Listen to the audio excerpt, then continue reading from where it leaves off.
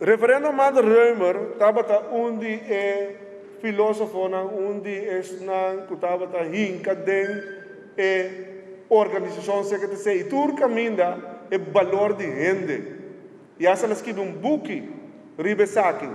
E nós tur kuta que dena a diferença que nós tem saco padre referendo Amado Reumer tabata etapa espiritual de nós patrimônio de com a filosofia social cristã a enfocar e barrer sempre.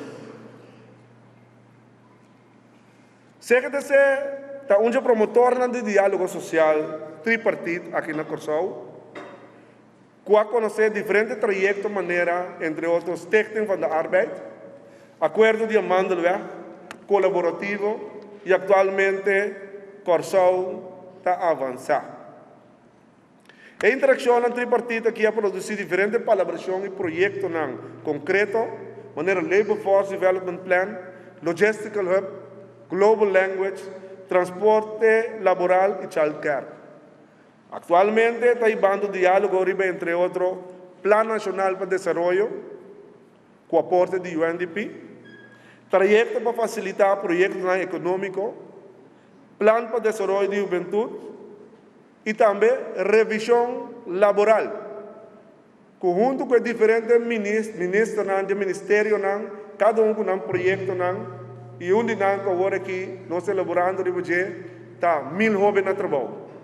De quadro é parte de revisão de nossa infraestrutura laboral, junto com o Ministério de Assuntos do Labor e seu ministério, tanto projeto de revisão que nós formamos comissão B, como projeto de 1000 jovens na trabalho, tinha sustento de tanto CGTC como SSK e outro parte do quadro aí.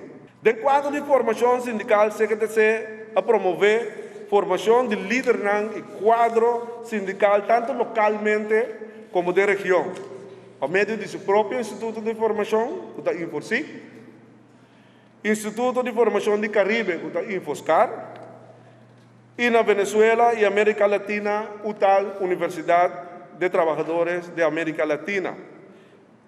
E também o Instituto de Desenvolvimento e LACNE. Atualmente, CGTC está executando, junto com o SSK, um projeto de formação amplo entre as duas centrais.